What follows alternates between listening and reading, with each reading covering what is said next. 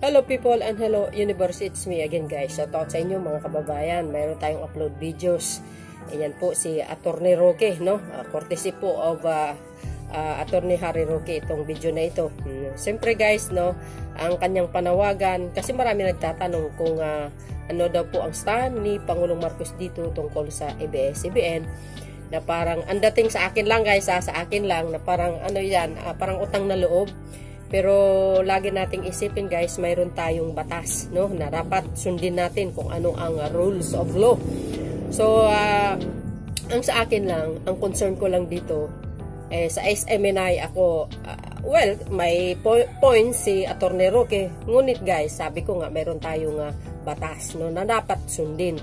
Kung nagkaroon ka naman ng violation, well guys, depende naman po sa sitwasyon, no. Kung yan medyo mild naman ang violation, maaring masuspende ng mga hindi natin kung ilang buwan, no. Ngunit ang sa akin lang, dapat ipaglaban po ng SMNI ang karapatan nila, no, sa husgado or sa kamera. Kung wala naman talaga silang nilabag na batas, why not naman hindi nila ipaglaban? Ipakita nila ang kanilang galing na ang SMNI karapat dapat magstay, na hindi dapat ma-revoke ang prangkisa. So yung mga papels, kumpletong dokumento, ipakita nila, no, na kung talagang sila po ay may walang nilabag na batas. Dito sa panawagan ni Attorney Roque, mga kababayan, sa Pangulo, anong stand niya? Well, wala tayong updates, ano ang stand ni Pangulong Marcos dito, although ito malaki din ang naitulong nung last election, pero kailangan sumunod tayo sa batas. Pero malaman din natin pagdating panahon guys kung anong stand ni Pangulong Marcos dito sa SMNI. Pakinggan nyo po ang mensahe po ni Attorney Roque kung ano po ang stand nyo dito or masabi sa kanyang sinabi. Kayo pong bahala, mag-comment lang po kayo. Bye and see you again guys sa aking next upload video. And babush! God bless Philippines! Talks Hour! Ako po ngayon ay naririto sa Kapitolyo ng Cebu kung saan nagkaroon ng lighting ceremony ang aking BFF Juan Garcia at saka awarding ng kanilang Cebu trade show, no? Ito po yung mga businessmen na binibigyan ng parangal ng Cebu. Kaya naman po napaka-yaman ng Cebu. Alam niyo ba, ang Cebu ngayon ang pinakamayaman na probinsya by 271 billion ang kanilang assets. Wala na pong aabot pa sa Cebu.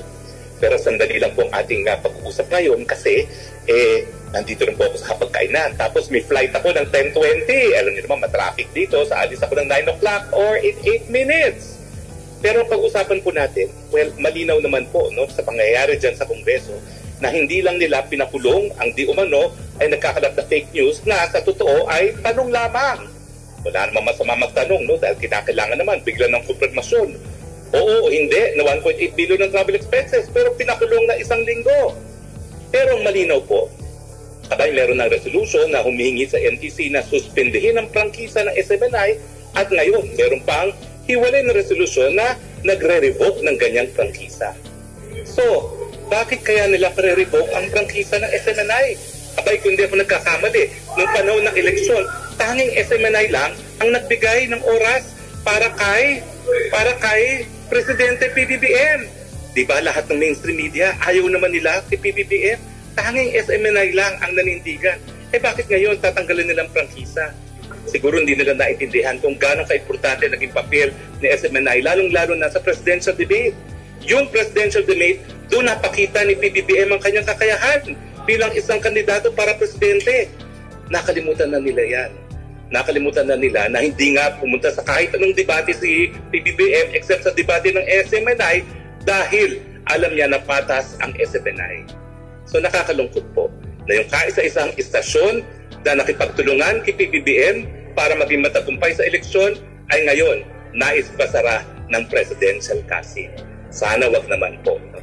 Kayo po, agree ba kayo na yung kaisa-isahang tumulong kay PBBM na istasyon dapat ipasara? Ay, hindi po dapat yan, di ba? Ewan ko ba kung ako'y nagkakamali, pero sa tingin ko, dapat pang tulungan lumago ang SMNI kesa ipasara. Pero ganyan po talagang politika. Pag nagkaroon ng ambisyon, lahat ng hindi sasang-ayon sa ambisyon ng isang tao, yuyurakan. Nakakalungkot po. Kasi in the first place, napakaaga pa po mamulitika.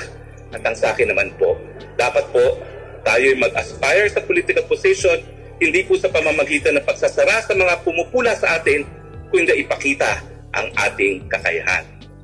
Dahil na naman po gusto makita ng taong bayan, anong kakayahan mo para maging presidente, para maging pinakamataas na naglilingkod sa bayan. So, kung talagang tutuluyan po nilang SMNI, Pilipinas, sana po ipadinig ninyo ang boses ninyo na kung paano ninyo binigyan ng mandato, 32 million si BP Sara, 31 million si PBBM, yung mandato na yan ay dahil tumulong ang SMNI. Pakinggan, sana po magsalita tayong lahat at iparinig natin ang boses sa Kongreso na hindi naman po pwede na personal lang na ambisyon ng isang tao ang poprotektahan ng institusyon na tinatawag na Kamara de Representante ng Taong Bayan.